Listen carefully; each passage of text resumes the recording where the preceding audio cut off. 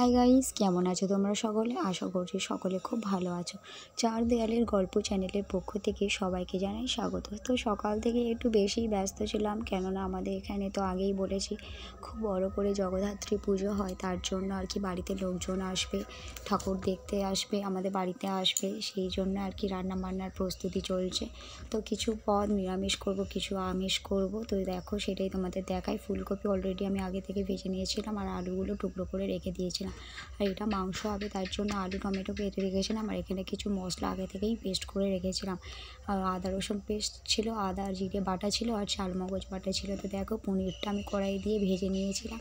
সেই ফাঁকে একটু দেখাই আমার যশবাবুকে। দেখো আমি যখন রান্না করছিলাম ও তখন কত শান্ত হয়ে বসেছিল।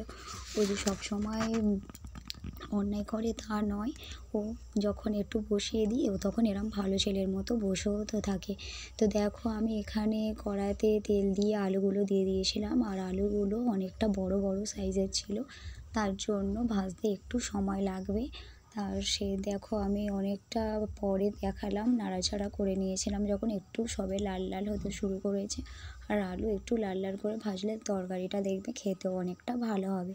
তো অনেকগুলো যেহেতু অনেকটা বেশি আলু, সেই জন্য একটু তো সময় লাগবে। আর দেখো অলরেডি আমার আলুটা লাল লাল মোটামুটি হয়েও গেছে। আর আমি একটা জায়গায় করে আলু, ফুলকপি আর পনির একসাথে তুলে রেখেছিলাম। আর এতে কড়াইতে তেল দিয়ে তারপরে মশলা করতে শুরু করেছিলাম। সবজির সাথে মশলা করিনি। তো দেখো আমি কড়াইতে তেল দিয়ে দিয়েছিলাম, আর তাতে গরম মশলা ফোড়ন দিয়ে আদা জিরের বাটাটা আমি দিয়ে দিয়েছিলাম। আর তার মধ্যেই আমি ছোটো টমেটো দিয়ে দিয়েছিলাম আর কিছু নুন ছড়িয়ে দিয়েছিলাম। কিছুক্ষণ নাড়াচাড়ার পরে আমি হলুদ, লঙ্কা, একটু নুন আর একটু চিনিও দিয়ে দিয়েছিলাম একেবারে মশলাটা কষার জন্য। তো দেখো যখন একটু মশলাটা কষে কষে আসছিলো তখন তেলটাও ছেড়ে দিয়েছিল। আর যখন দেখবে মশলাতে তেল ছাড়তে শুরু করছে, মানে মশলাটা কষে হয়ে এসেছে, আর সেই কারণেই আমি আলুগুলো সেই মশলার মধ্যে দিয়ে দিয়েছিলাম। আলুটা মশলার মধ্যে দিয়ে ভালো করে নাড়াচাড়া করে নিয়েছিলাম।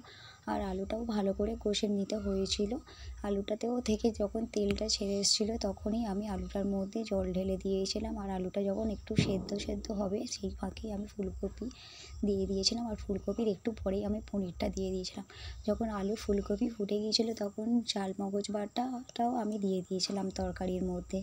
তো সব তো ভিডিও করা সম্ভব হয়নি, তো যেটুকুনি পারলাম। এরপর আমার তরকারিটা পুরো রেডি হয়ে গেছিলো। তারপরে আমি মাংসের জন্য আলুটা কড়াইতে দিয়ে ভাজা ভাজা করে নিয়েছিলাম। আর আলুটা যখন ভাজা হয়ে গিয়েছিলো তখন আমি সেই আলুগুলোকে তুলে ফেলেছিলাম।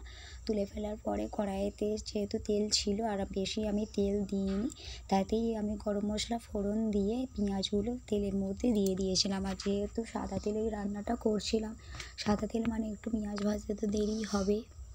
তো দেখো মোটামুটি পেঁয়াজটাও লাল লাল করে ভাজা হয়ে এসেছিলো। তারপরে আমি পেঁয়াজের ওপরেই মাংসর টুকরোগুলো দিয়ে দিয়েছিলাম। অনেকে হয়তো ভাববে এরকমভাবে কেন কষলো বা কেন করছে, আসলে যখন আদা বাটা বা রসুন বাটা দিয়ে দিতাম পেঁয়াজের ওপরে তখন মাংসটাকে দিয়ে, আর মাংসর পরিমাণটাও একটু অনেকটাই ছিল, নাড়তে পারতাম না, কড়ার গায়ে লেগে যেত। তো কড়ার গায়ে যেহেতু লেগে যায়, একই গ্যাসে রান্না করছি, সেই জন্য নাড়তে খুব অসুবিধা হতো, মশলাটা নিচের দিক দিয়ে ধরে যেত। সেই জন্য আগে আমি আদা রসুন পেস্টটা দিইনি, আগে আমি মাংসটার মধ্যে পেঁয়াজ দিয়ে নিয়ে নিয়েছিলাম। তারপর দেখো মাংসর মধ্যে একটু জলও বার হচ্ছিলো, তার জন্যই আমি টমেটোগুলো দিয়ে দিয়েছিলাম, যে নাড়তে নাড়তে মোটামুটি কষা হয়ে যাবে। আর যখনই এরম টমেটো দিয়ে দিয়েছিলাম তার কিছুক্ষণ পরেই আমি আদা রসুনটাও দিয়ে দিয়েছিলাম। আর আদা রসুন দেওয়ার পরে আমি লঙ্কা, হলুদ এইগুলোও দিয়ে দিয়েছিলাম। নুনটা অ্যাড করিনি, নুনটা জলটা মরে যাওয়ার পরে দেবো বলে। তো দেখো মোটামুটি জলটা কমেই এসছে আর মশলাগুলো আমার মাখানো হয়ে গেছে।